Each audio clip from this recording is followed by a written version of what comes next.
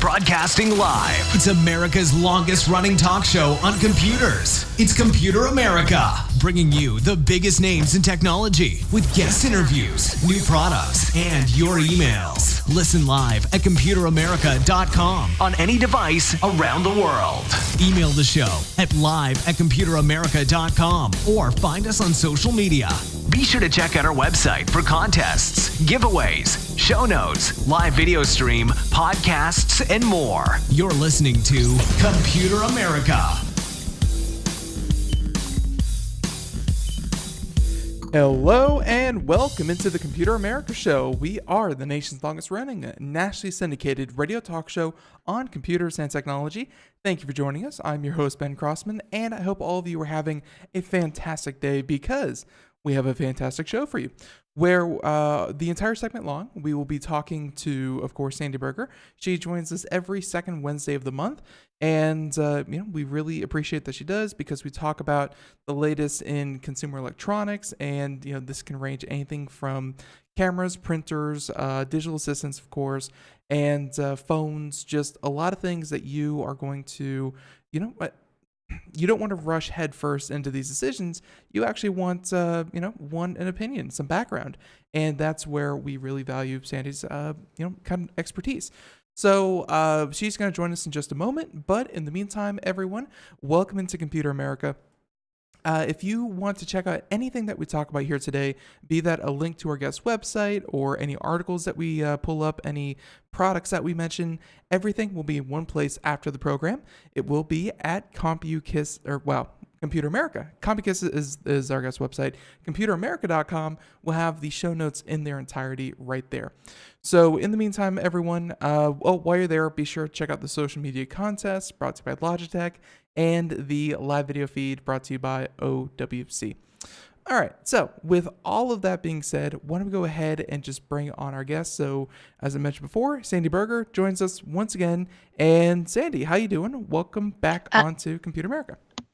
I'm doing really well and glad to be with you today. Yeah, happy to have you back. So before we get started, why don't you give everyone a quick rundown of your credentials, what takes up your time, and just some of your background. Well, I've been in the computer and digital world for much, much too long. I started off programming mainframe computers years and years ago, and went into consulting and writing and all this because there was so much. As you know, the digital world has become everyone's world now. 20 years ago, it wasn't like that. Not everybody had a computer, but today everybody has a cell phone, et cetera, et cetera. So I'm basically a tech writer. I review a lot of products. I review products at my Compukiss website, so come visit me there. And I write newspaper columns and write for other people as well. So also I've written 7 books on technology. So I do a lot of writing, I do a lot of reviewing, and I love every minute of it. Very, very cool. And of course, we appreciate that you come on the show to talk about exactly that, just one day a month. And yeah, so why don't we go ahead and get started with our conversation today. And you have a couple of things here about Amazon Fire. So Amazon, they have been killing it in their, really in a lot of their sectors for their business, because they just had their earnings report not too long ago. And that's when, the true extent of Amazon really, slapped everyone in the face because Amazon was, of course, they were always a big company, but then their stock price shot up because they were making more money than usual. Jeff Bezos became like, instead of like $100 billion, now he's worth like $150 billion. It's just Amazon has been doing really, really well. And one of the areas that really led the charge was, of course, the Amazon Echo. More people are adopting it. It's, the adoption rate is really, really good. People are actually using these digital assistants. So, it's a pretty big topic to tackle. But I'm happy that you're here to do that with us. Talk about Amazon and just Fire digital assistant. You've been an early adopter of the Echo, and talk about digital assistants and Amazon Fire and how that fits in. Well, Amazon Echo was the first digital assistant, and I was lucky enough to get in right at the beginning. I think it was 2015, and I saw great potential. And the thing is that Amazon has actually delivered on that potential because the Echo itself keeps getting better and better. And now we have the Echo, which is a standalone device, but we have Amazon building it into other things. So there's the Echo Show, which is an Echo with a screen, and the Fire tablets and Fire TV. So Amazon is putting Alexa, the voice of the Echo, into just about everything. But this year, at right around Prime Day, they came out with a new thing that I think I haven't seen hardly any information on. I haven't seen any publicity on it. And I thought, after I tried it, I thought it was really pretty fantastic. This is called the Show Mode Charging Dock for the Fire tablet. And what it is you can buy a Fire tablet, and we'll talk about the tablet itself in a minute, because there's a lot to talk about there. But the Fire tablets are some of the least expensive tablets on the market. And now they have a way to turn a Fire tablet into a freestanding Amazon Echo device. It's pretty amazing.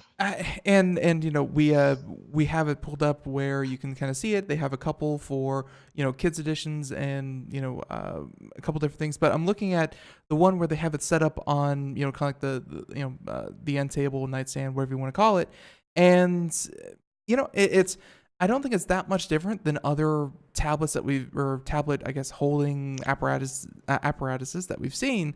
But it, I guess it just turns one of their Fire tablets into something that looks a bit more, like a mini TV that would sit on your counter or something like that.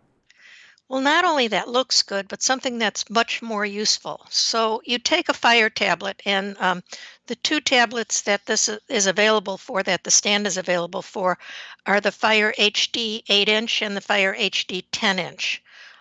They sell for, let me find the price here. The 8-inch is right now selling for $60, and the 10-inch for $150. Which is, as you know, a fantastic price for a tablet that can do everything that most tablets can do. Right. Yeah. Not half bad at all. And of course, they're running, kind of the deal, save $50 on their, tablet as we're reporting this. That's only going to be for a couple of days. But as far as tablets go, I mean, we were just looking at getting, because we need to replace the tablet here in the house, and we were looking at iPads, and those things are, even for like the smaller ones, you're looking at $350, I think, for some of the smaller ones. Right. And then even as you go up from that, you can go all the way up to like $1,000. So no, Amazon Fire is definitely very affordable. But I guess the question would be, it may be cheap, but is it, or inexpensive? I shouldn't use the word cheap. It may be inexpensive, but combine it with the with the show, can it?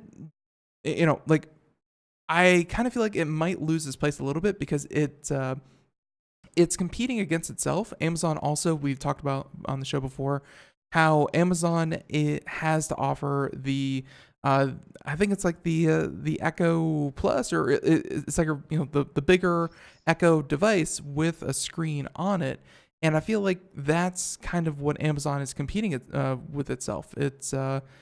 Like, is there any functionality that it loses that the bigger Amazon Echo, whatever it's called, It's called the doesn't? Echo Show. The Oh, there we go. all-in-one device Right. that has a screen is called the Echo Show. And during Prime Day, that was on sale for something like almost half price, Mm. $129 instead of $229. But this combination of the Fire tablet and the charging dock actually gives you a little bit more than the Echo Show. Now, I reviewed the Echo Show. I thought it was good, can do a lot of things, but I thought it was chunky looking. The screen was small, and it just was totally unexciting. Um, and what you get with this having a tablet, a Fire tablet that can do thing the Fire tablet can do, and the charging dock is that they have a new mode, and that mode is called the show mode. So let me explain what the dock is for everybody. Sure. You all know what a Fire tablet is. This is 8-inch, which is pretty good size, much bigger than the Echo Show, as a matter of fact. And basically, the charging dock is like a little cover that only covers the back and the two sides. So you slide it into that. And then it has on the bottom of the back, it has the tablet cover has two little magnets. And the charging dock is really just an adjustable way that you can stand up the tablet. But the magnets actually, you put the tablet into the dock, and the magnets line up kind of automatically, or you tap it a little bit to get the magnets to line up, Hmm. and the tablet goes into show mode. And show mode is it's like having the screen all the time on the Amazon Echo Show. But the thing is, you plug in the charging dock and you leave it plugged in. So your tablet is always charged up if you have it in the dock, which Mm. most of the time you do. Right. I think, for me, the biggest problem with having a tablet is that often I pick it up and, I haven't used it for a day and now the battery's dead. Then you have to find the charging cable and you have to plug it in and charge it up before you can use it. This gives you not only almost fully functioning Amazon Echo, but it also gives you the ability to have a tablet handy that you know is always charged up because you're keeping it in there almost all the time. That So, yeah, yeah, it has some advantages. I mean, I've used technology like that before for my phone. It certainly helps, but I will say the only downside, which I guess depending on your use case, those magnets that charge the tablet as as you have it in show mode. The only thing I found about that kind of technology is that where maybe you'd plug something in and it would charge that way. I would say that it takes maybe half again as long to get it fully charged as opposed to plugging it into an outlet or or a USB whatever. Not a big problem if you're setting it there and you're just gonna let it rest. But if you're hoping to get a quick charge, that's not the default technology I'd kind of go with. Well, there are two things about this Fire tablet with the charging dock. Number one is it comes on, or even without the dock, the Fire tablet comes on almost instantly. Mm. So it doesn't have a long charge up time like some laptops do. Right. And the charge, it holds a charge well. The charge is good for, on the 8-inch that I'm reviewing, it gives you 12 hours of use. So charging just hasn't been a problem at all. As a matter of fact, the charging dock lets you keep it charged, and you have a definite place for it. So that's the other thing, is if you've got a house full of people and they're constantly taking the tablet to different places, well, people do get used to putting this back in the dock because they want to use it usually in the kitchen or someplace like that for the screen. Well, And what? Go ahead. Yeah, and I mean that could be, kind of a good way to look at this, which is where would you consider most people kind of fit this into their lives? Because this is probably not going to be, their next work tablet. This maybe might fit the bill for, an Amazon Echo device if they don't already have one. You mentioned the kitchen. We're seeing a lot of, hey, play a recipe and let me cook in the kitchen while I'm looking at this thing in show mode. I mean, where do you think Amazon expects you to fit this into your digital life? I think it fits very well into the digital life in the kitchen. And the reason for that is because it does recipes. You just ask it, hey, Alexa, give me a recipe for cheesecake. And it will give you a number of choices along the bottom of the screen. And you can scroll through those choices with your hand, or you can just say, give me a recipe 1 or recipe 2 or recipe 3, because they're all numbered so that you can use your voice. And then it allows you to view the ingredients and to go step by step without touching the screen at all. You can follow the recipe step by step. But the other advantages, besides cooking recipes and stuff like that, I find that it's more exciting to use it all the time. For instance, you ask Alexa to tell you a story, and she will not only talk the story to you, but she'll put it on the screen, which is always helpful or the news, you can see the news on the screen. And that's always helpful if there's a country that you don't know how to spell, or you just get more information that way. Another thing that I really, really like is getting the lyrics to a song. Mm-hmm. There was a song, I watched Suits, which is on Amazon, and it's on USA Network. Right. And they have a theme song to Suits, and I could never understand exactly what the singer was saying, and it really bothered me. So one of the first things I did when I hooked this up is said, Alexa, play the theme song from Suits. She not only played the same theme song, but she showed me the words on the screen. And you can do that with most songs, or with many different songs. So I just found it extremely useful. Right. And, we're just going through and kind of reading some of the reviews, from people who've used this.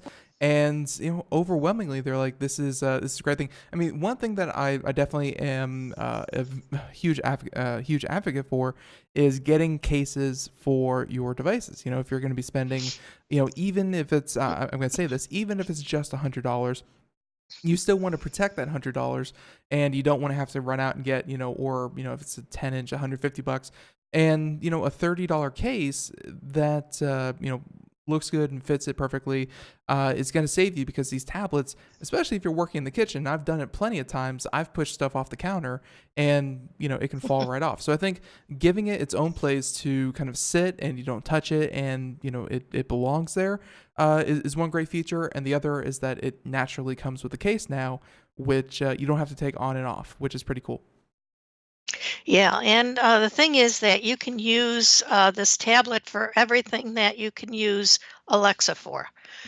It has what is called hands-free Alexa, meaning you can just say Alexa. Now, there are some Fire tablets, last year's generation of Fire tablets, they had Alexa built in, but you had to press the home button and then say Alexa, do this or do that, which was fine. But yet this makes it like a freestanding Alexa device. So you don't have to press any buttons. You just, once it's plugged into the wall, it's in the dock, all you have to do is say, Alexa, do this or do that. And it does everything that the regular Alexa can do, with slight exceptions. So, you can ask it to play music. You can ask it to play Spotify, HBO. You can watch movies like Netflix. You can answer questions. All the things that you can do with a regular Alexa, you can do with this. The only difference is it doesn't support drop-in, which is when you want to use the device kind of like a intercom, where you're calling other devices in your home. Oh, right. Yeah. Or incoming announcements, or multi-room music. Those are the three things it does not support. And on Amazon's website, it says currently does not support. So it sounds like they're going to be working on support for those few things. Now, the I don't miss anything, even the multi-room music. I really don't miss it because I have other devices that play Well, yeah, music through the house. and I guess my one kind of thing about that, which is I wish that it had everything. Everything that you mentioned there was software supported. So we've seen it before where they'll offer something and then later they'll push out an update and give you those features. I'm not saying that it's Right. not important, but my question is, how does this thing sound? Because I've seen some tablets, especially lower end, that have a very tinny, horrible sound to them. So even if it did do the whole home, kind of play, I fear that maybe that's one speaker you'd want to turn off because it just doesn't sound as good as, some of the larger Echoes. It does not sound as good as the Echo itself. It does not sound as good as some other speakers, obviously, that I've tried. It is adequate, though, for listening and for the sound that it emits. Right. So it can hear you across the room, and you can hear it across the room. Um, and the music actually sounds better than I expected. I thought it was going to be extremely tinny, Mm-hmm. and it is not. Also doesn't have hardly any bass. So if you're a bass lover, this is not going to do it for you, or you're going to add a Bluetooth speaker, which is very easy to do because it supports Bluetooth. So you just, get yourself a little Bluetooth speaker of some sort, and you've got it made. Yeah, the only thing I could think of would be if they actually added a speaker into the stand that they're selling or gave you, another one. I mean, that would give it kind of closer to a legitimate replacement for the Amazon Echo Show instead of just the HD Fire with the Show dock. I just I have to hand it to you, Ben. I had not thought about that, but that would be a very good idea, I think. Yeah, But the yeah, thing is, of course, they don't want to up the cost of it, right, right. and so you probably won't see that. But you will probably see things like support for drop-in and things like that that it doesn't do right now. So, and I think there was still like the Amazon Fire Stick or whatever the heck they're calling it nowadays. Is there any added functionality, within the Fire product line with the tablet? Like if you were watching something on TV or kind of on your Fire Stick, um, can you kind of like throw that to your tablet? Is there anything that it does Fire wise, not just Echo wise? Yes, actually, it does. I can't recall what actually Amazon has a special name for it, but it does allow you to throw it to the TV. And We could watching, call it like actually, Echo. We could call it like Echo AirPlay, but I mean that's Apple's, of course. But same yeah, thing, that's same idea. Apple. Right. No, it's second screen, I think is what it's called. Huh. So you can view your things on a second screen from the tablet. Um, the other thing that you can do that I thought was very, very good on such an inexpensive tablet, and when you're talking $60 for a tablet, and you can pick it up and sit and watch TV on it, that's pretty spectacular. Right. Now I have the Spectrum app on my Fire because I still have cable subscription through Spectrum, and it does take a second for the picture to clear up. In other words, the first time you see the picture, it's a little fuzzy, and then it takes a couple seconds and it's clear. And you can watch the whole show. You can watch a whole movie. Uh, the screen is not the best one in the world, which you would expect that to be the case for $60. However, you can buy a Fire HD10, and the HD10, which is larger, also has the show mode charging dock, and that has better quality. That has 1080p. Hmm. So if you're going to watch a lot of movies or anything like that, I'd say go with the bigger one, which has a 1920 by 1200 display. The 8-inch has a 1280 by 800 display. Right. So there's like HD, and then there's like or 720p versus 1080p. I'm Right. sure is the difference between the two, which you're obviously going to want. Um, and just kind of looking at at these tablets, there's obviously a lot to like, and I'm sure these things were on sale, that kind of thing. Is you mentioned a couple of drawbacks, and so far it didn't have things like the the announcement drop-in feature, things like that. Mm. Were there any other grievances that you kind of expected from a tablet, but this just didn't have, or was that it? No, actually, the screen on this and the display is better than on the Fire 7, which is their smaller one. Hmm. Um, and it's only, I think, right now the price is only like $10 more. It's definitely worth buying, even if you're just looking for a tablet without the charging dock. Um, but the one thing that I wish is that it has had more brightness. Now, it is brighter than the Fire 7. So I looked at those two side by side, and it is definitely brighter. But especially for use in the kitchen, if your kitchen is a very, very sunny room, you might have trouble seeing this. That would be my only hang up with it. Right. Um, when I want to go back for a minute and talk about the sound again, forgot to say that this has Dolby Atmos and dual stereo speakers. The Fire 8, The or the Fire 8 Fire does. 8, Yeah. HD8 has that, where the Fire 7 and previous Fires, when they first came out, I got the first Fire tablet that was out there, and not only was it mono, but it didn't sound good at all. Yeah. So they have really worked very hard with the Dolby Atmos to actually increase the audio and make it better. So, Um, in that same line, though, I remember the question I was going to ask you, which was, part of the functionality that they have here is that you can make video calls, and that's great. But, the one that they kind of show in their little promo video that they had up there, on the website, like I haven't seen that level of production quality in like a lot of the like professional TV shows I've seen. Um, their video call that they kind of have up on the website, I don't feel is indicative of the actual call quality you're going to get through this tablet. Have you tried the call quality feature, or have you tried the video call, and how is the quality when doing the video or just audio? it's good, but it's not spectacular. The other thing that I should mention about the tablet itself that's totally not spectacular is the cameras. Mm. Um, if you're used to using um, an Android phone or an iPhone, and some of these have fabulous cameras today, you would be disappointed with this camera. Or like me, you just wouldn't use it.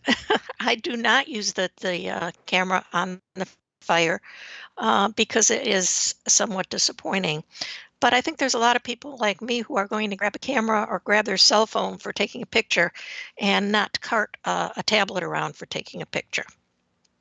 I got you. I got you. So there's the Fire, kind of line of products. I mean, just overall, it is at the lower end of the tablets, but as we all know, there's that cost assessment that we all do, which is like the price of the unit versus the kind of the features and the value you get back out of it. So even if it's the most expensive, you don't have to say it's the worst tablet on the market because the price is the least. Overall, how would you kind of rate the Fire HD 8 and 10, and with that as well? So, Do you mean to compare them? no, just to tablets in general. Let's say someone has enough money to afford, maybe some of the other tablets from other manufacturers or lower end iPad, other things that you would compare with the Amazon Fire. How would you kind of rate it among others in the field? Okay, well, um, the other tablets, the tablets that are like Android tablets or iPhone, um, can run their own web browsers. And the web browser that comes with the Fire operating system is simply not as good.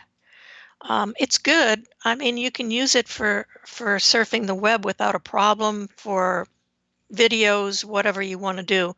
But it is not as good as the other browsers. So if you are really wanting to use Chrome Mm-hmm. or the Safari browser because you're used to it, then you could go with a more expensive tablet. One thing this tablet, all the Fire tablets have, is they have a slot for expandability. So you For can memory they or come storage, for right? memory. Yes, for All right. storage, Right. exactly.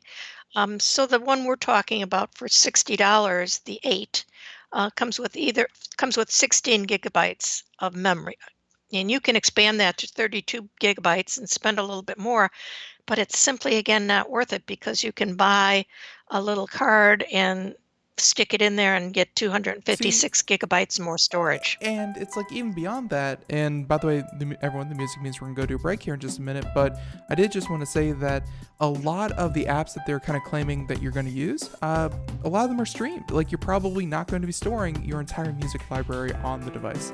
So, storage not that big a deal. Everyone, we'll be right back. More Computer America right after this. Compukiss. We'll be right back.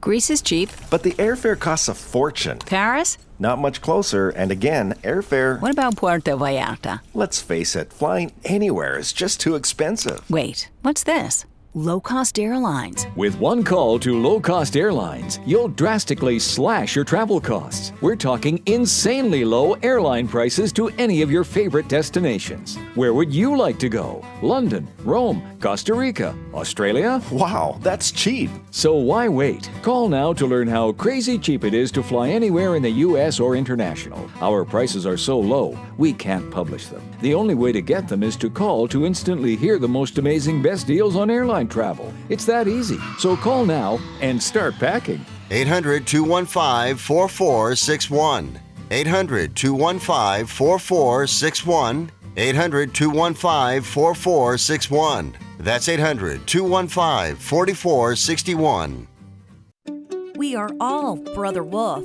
10 years ago, a group of locals banded together to create positive change. We took animals into our homes, held adoption events at local retailers, and talked to the community about our mission to help build a no-kill Asheville. A decade later, we have achieved so many victories for animals in need. There's been so much progress, yet there's still so much to do. As part of our year-long celebration, we encourage you to become a member of our special Compassionate Circle program. With a monthly donation of $10 or more, you will have behind-the-scenes access to the work we are doing at Brother Wolf. Our goal is to reach 1,000 members because we receive no government funding. Working together, we can help build and sustain no-kill communities. Learn more at compassionatecircle.bwar.org. We are a 501c3 tax-deductible organization.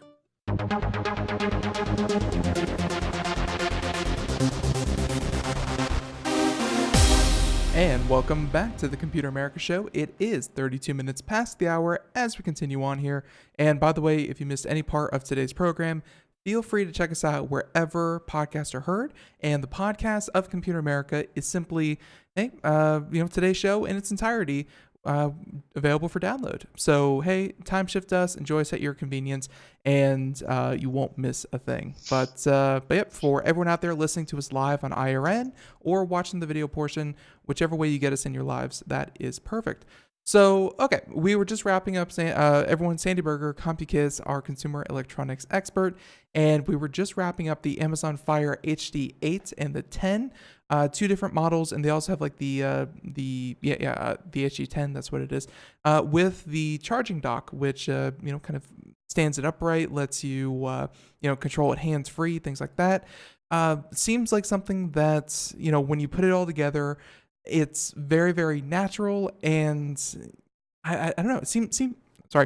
It seems like a really good value for how much money you're spending, because again, I think all this stuff included is going to be a couple $100 less than a lot of the other tablets in the field. You're right, Ben. It is a bargain way to get into the tablet and Alexa at the same time. Right. So, and hey, we don't have to tell you where to get it, because if you don't know how to get an Amazon tablet, then there is no hope. So, Sandy, I'll let you have any last words on the Fire, or are you good to switch over to Google and Google Home? I'd like to, before I even go into Google and Google Home, and we'll talk about that and the competition that they're going to have for Amazon, is that Amazon just this week also made another announcement that did not really hit the big news, Oh yeah. but I think it's a pretty big announcement. Amazon Music, the app, is now going to support casting. Why is that a big deal, Ben? You know the history between uh, Google, who has the cast, Mm-hmm. and Amazon. So, what do you think that Amazon is now going to support Google Cast? I mean, I don't even really know what Google Cast is. Google, I'm sure as soon as I see it, I'm gonna realize. But Well, yeah, have you used a Chromecast? we have one. Craig uses it more. I have, but why is that Okay. big news? I guess. Well, it's big news because a Chromecast or casting, Mm-hmm. so it allows you to cast things from your mobile device. So if you have a Chromecast, which is a $35 device attached to your television, you can put anything on your mobile phone and press a cast icon and cast it to your television. Now, I use this all the time because I'm constantly casting YouTube through Google Home, Mm-hmm. which it works beautifully. And a lot of people do use it specifically for YouTube. But Amazon and Google have been fighting back and forth for years. Yeah. Um, and right now, I think we talked last week about the Google TV things, which don't support YouTube, at least not directly. You can get YouTube on There, Amazon TV, but it's there's more difficult. always that kind of stress between Amazon and Google because they're two mega behemoths, and there's always this thing like every month that you come on, it's like Amazon will no longer sell the Google Chromecast, or Exactly. Google won't return search results for whatever it is that they do. There's always this infighting. So I guess any inroads that connect the two ecosystems is really is it really is pretty big news. It is big news. So basically, what this means is if you have an Amazon Alexa, you can you can take your cell phone and put Amazon Music on, play anything from Amazon, press the Chromecast icon, and cast it to your Amazon devices. You can also cast it to any um, Chromecast devices that you happen to have. So, for instance, I have my whole house is done in Chromecast devices, Mm-hmm. which means they're supported by Google Home. Up until this point, they were not supported by Amazon. Now, this is bringing the two ecosystems a little bit closer together, which to me is totally amazing. The one It's thing that, Oh, go go ahead. ahead. No, I was just about to say that is, kind of really what we were all expecting from the connected home, which was, hey, if you have a connected device, if it can, go to the internet, download an app, communicate in some way remotely, then it was all just going to work together. But, we've had to have conversations time and time again about what ecosystem is it in, and will it work nicely with so and so system. And I think that everyone's dream of the connected home wasn't, hey, that statement that you just made a couple of seconds ago, which is, yeah, I'm primarily, kind of Google Chromecast, and it should be, everything's just connected. It's not, what competing service am I trying to use? So, Right. And amazingly, when I went and used the Amazon Music on my phone, pressed the Chromecast icon, it gave me a whole list of the Chromecast devices that I have in the house. Now, the one thing I couldn't do, I could not play Chromecast devices and Amazon devices at the same time. And maybe that will change. But right now, you choose one, but you can choose, like I have a group set up in Google called Everywhere. mm-hmm. I also have the same group set up in Amazon. But I just say, um, I Well, just don't press the say it. Chromecast Yeah. icon and my everything group shows up. Right. So that was amazing. Now, you might, and other people might be asking, why is Chromecast any better than Bluetooth. Right. Bluetooth is very, very popular. As you know, there's Bluetooth speakers everywhere.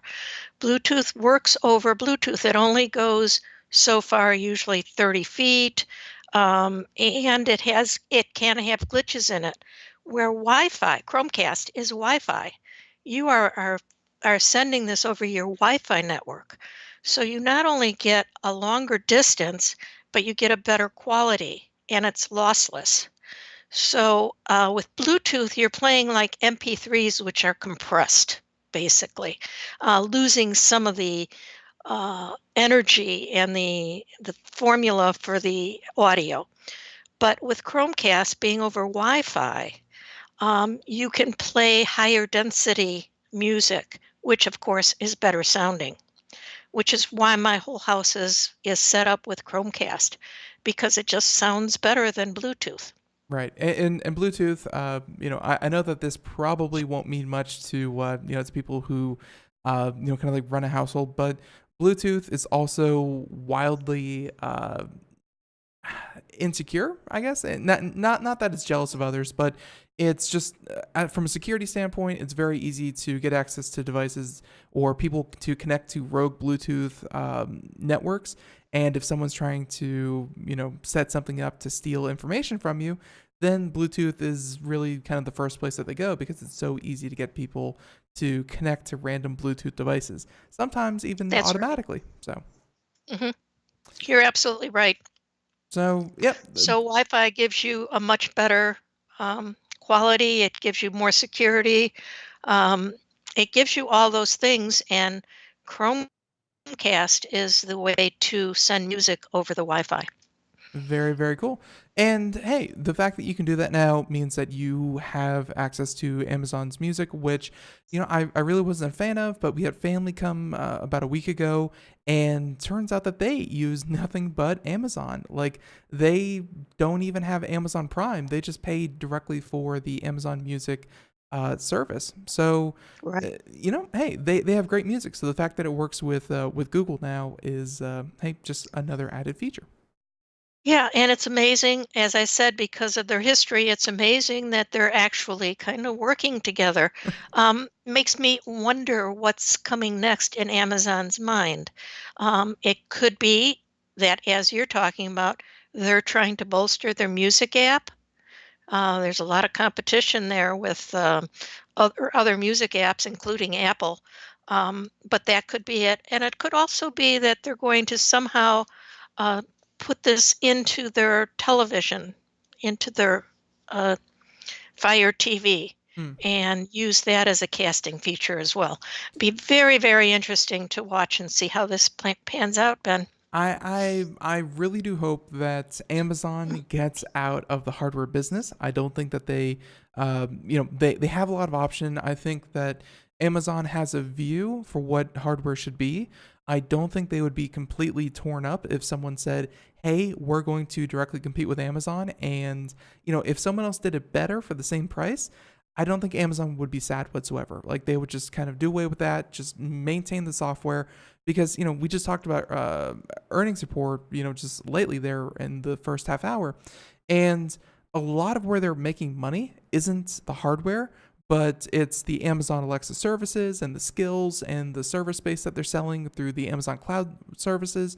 I'm hoping that this is the first steps towards, and again, there's no indication that this would ever happen, but I hope that Amazon, I guess, runs our digital lives behind the scenes, and other people can come in and do the hardware and do it better, but Amazon still retains the ability to, be your music player and your marketplace and so much more. So I hope that this is just like a little bit less of an emphasis on Amazon has to do hardware all by themselves, and that they can start to lean on others.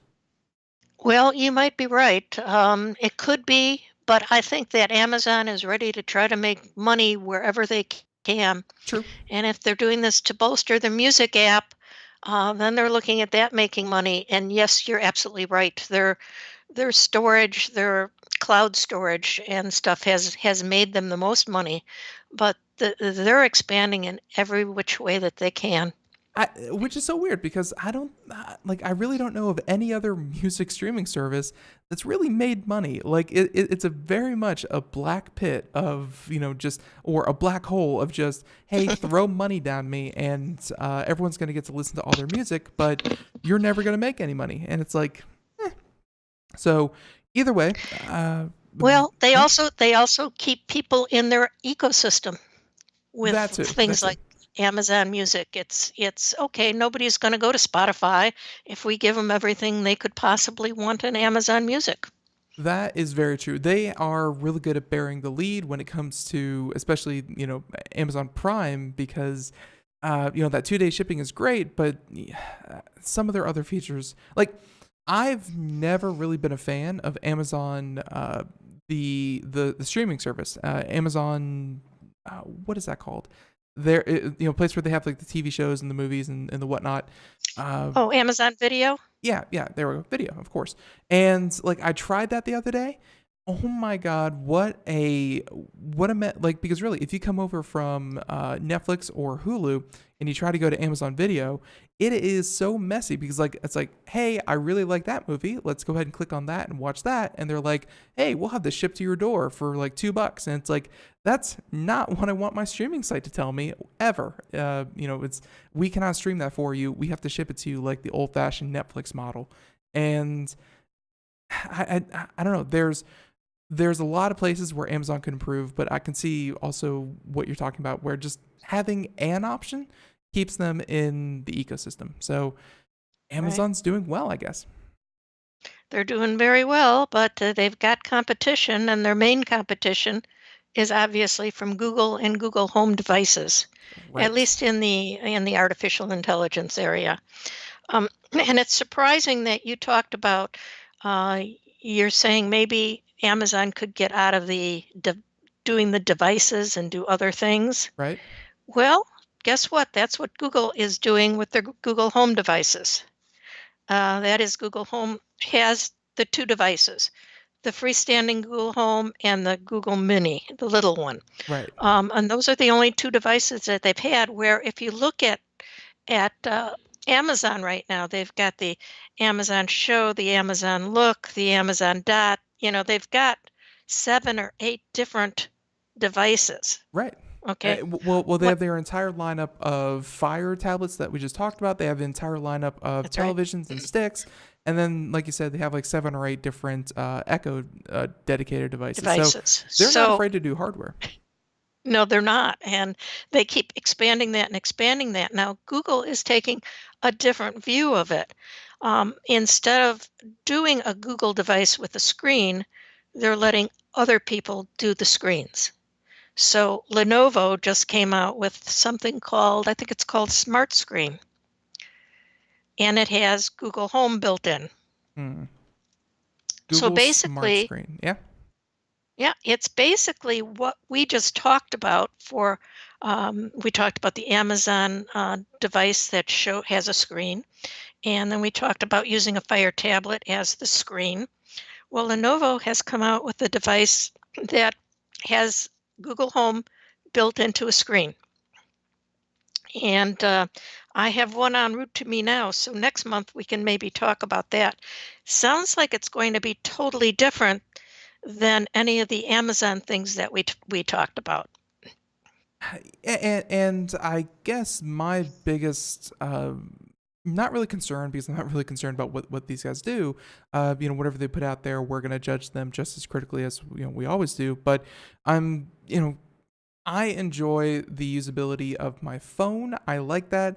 I enjoy having a television in the kitchen so I can watch things while I cook. I enjoy kind of all these things. And I guess for me, it's harder to adapt to new pieces of technology where I don't feel like I'm missing something. I don't feel like between my phone and the television, I don't feel like I'm missing a tablet in the kitchen. I don't feel like there's any kind of, hole in my digital life. And I guess that's where I'm coming from, when I hear about these devices, which, if I didn't have what I already have, I would say, oh, that makes a lot of sense. But I guess I still need to be proven to that that is something that is going to justify itself, just to be one more piece in the puzzle.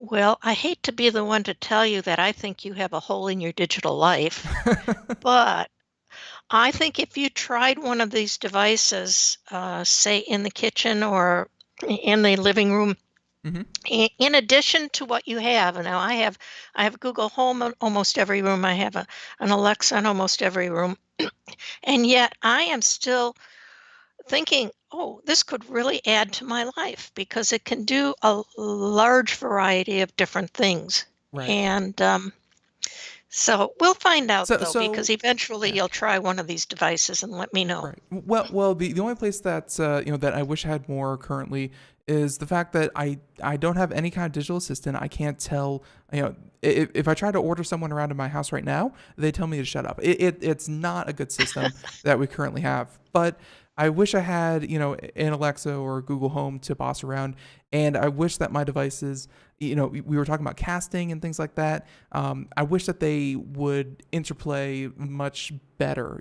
I wish I could take something from my phone and put it on my television, or I could take my television with me on a tablet, something like that. Sounds like they're working on it. Some of the offers that we've talked about can do that. It's just, that's having things communicate better is my sticking point. It's not having more screens because I have the screens. It's just getting information from one device to the next. Well, that's coming and it's underway right now. There are ways to get things from one screen to another, and I believe that the Fire tablet does that actually. You can connect it with your phone Hmm. and start a call on the tablet and then switch it to your phone. Um, and you're going to see more and more of that as we go on. Right. So I think your wish is going to come I true, if it may be faster than you think. I really do hope so. So let's talk about, and you mentioned that you have one of these Google kind of video screens coming to you. Is that from JBL or is that from That's from Lenovo. There were Lenovo? Okay. three companies at CES this year, and I'm trying to think of the third one. It was Lenovo, JBL, Well, and and I found this article from The Verge, which is pretty good publication, and mhm, they say, and these are just speakers. I don't think all of them make exclusively the screens, but they said that Google Home has partnered with these already. Altec Lansing, Anchor Innovations, Bang & Olufsen, Bravin, iHome, JBL, Jensen, LG, Lenovo, Lipsch, Knit Audio, Memorex, Riva, blah blah blah, Sony. Like Google has already partnered with a dozen different manufacturers, and if 3 have already dedicated to make the screen devices, I'm betting the that's right. other 9 or plus are gonna be right behind them. Well, it's just like we have now. We have Bluetooth speakers, we have Wi-Fi speakers, and then we have TVs and devices with screens. So I think they're both going to Oh, be able to live right and next to each other. yeah, Um, and by the way, just real quick, JBL, Lenovo, LG, and Sony, all 4 of those are LG. making screens, right? LG is the other one. JBL actually has shown a prototype of theirs, which is like a kind of a roundish screen Yeah, or oval shaped screen. right. Um, I have not seen the LG yet. JBL is going to be going on sale anytime now. I don't know when the LG one is coming. The other announcement that happened this week is that Sony has said that they're building Google Assistants into their televisions. So there you go, another thing with a screen that's going to have a Google Assistant built in. Now, when you really look at the overall view of all this, you see Amazon with all their devices that they manufacture, and then you see Google with Google Home and Google Mini, and then all the companies surrounding them who are going to manufacture these things. Totally different way of doing things. Who's Right. going to win, Ben? I, it's never a good idea, and I will say this over the past 6-7 years, it's never a good idea to bet against Amazon because they will beat you into the ground with their massive stock price, and they'll show that hey, they were right all along. But I will say that I really do appreciate Google's approach better because there's already a lot of brands that I trust. I know that Sony is going to make a good TV. I know that Lenovo is going to make a pretty good, tablet, laptop kind of deal. I know that a lot of these other, let's say Bang & Olufsen, I know they're going to make a really good speaker. There's a lot of goodwill that Google can harness if they partner with these companies, but I'm not always sure that Amazon makes the best hardware product 100% of the time. So I like Google's approach a lot better, honestly. I think I do too, actually. Although I did say Google only had two devices, and they actually have three. They have the Google Max, Right. which is a very large speaker, and it sounds fabulous. Now, Apple, which we haven't even talked about yet, but Apple has Apple That's Apple's Home. fault, though. That's not our fault. That's Apple's fault. No, it isn't. But they do have the Apple Home, and they're focused on sound quality. So their stuff is the Google Home sounds really great, and the Google Max sounds really great, and those are made by Google and by Apple, not by another company. Right, the Apple HomePod. Yes, pod. Right. Yeah.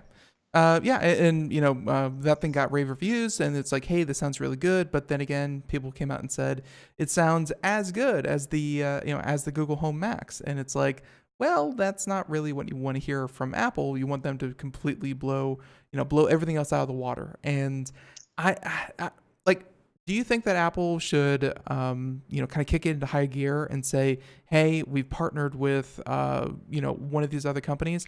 Because I think that so much of Apple is putting a screen where people didn't expect it. When the first iPod with a screen came out, everyone was shocked. Everyone was like, this is amazing. This is the future.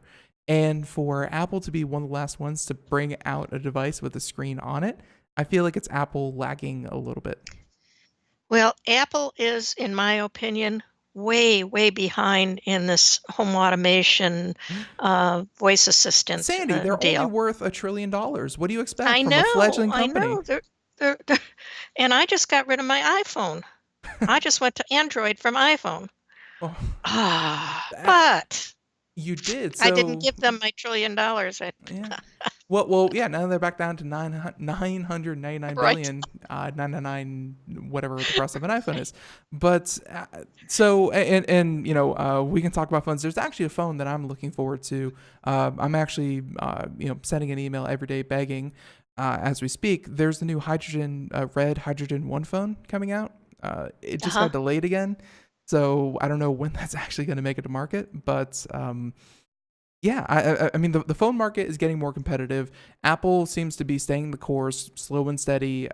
You can't look at $1 trillion, and for all the Apple hate that all the Apple articles that we see on floating around online, as much as you see those, and then you see that they're, as a business, doing as well as ever, you can't really say that they're doing it wrong. It's just as a consumer and as an Apple, not even aficionado, just someone who hopes that Apple puts out the best product that they can.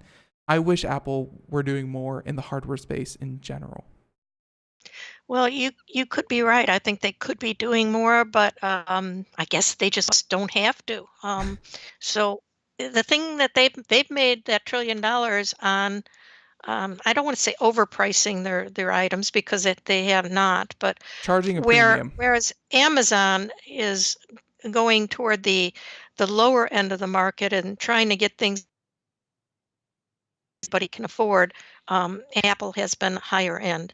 The other thing about Apple is you tend to look at things as an American consumer, but Apple does a lot of their business overseas, and that's where they get a lot of their money from. So you got to take that into consideration when you're looking at any huge company like that. Right. I think their earnings report showed that they made a lot of their money on streaming services and iTunes and the parts of their business that were the App Store as well. Like the software for all these companies, between Google, Amazon, and Apple, software and services were always the money getters, and the hardware was simply a way to kind of get some free advertising on your shelf, as opposed to actually being a way to make money.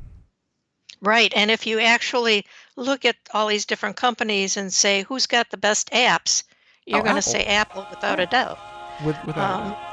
And So- then and Android. And then Amazon. Android, and then Amazon for sure. But then Amazon is killing it with the digital marketplace and things like that. But Sandy, the music in the background means that we are just about done. I know, the hour flew on by. So if people want to find out more about your musings and what you do, what you write about, where's the best place to go? Please come visit me, Compukiss.com. That's COMPUKISS.com. Be looking forward to seeing all of you there. All right, there you go. And everyone, we have a link to that in the show notes. And that is it for us here at Computer America. Sandy, before you go, thank you so much for joining us and looking forward to next month as well. Sounds good. All right, have a great one. And Bye-bye.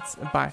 And everyone else, thank you for tuning into Computer America. Of course, you can find more wherever podcasts are heard, be that iTunes, Google Play, Spotify, SoundCloud, Spreaker, or if you listen to us, or Block Talk Radio. Yeah, that's another good one.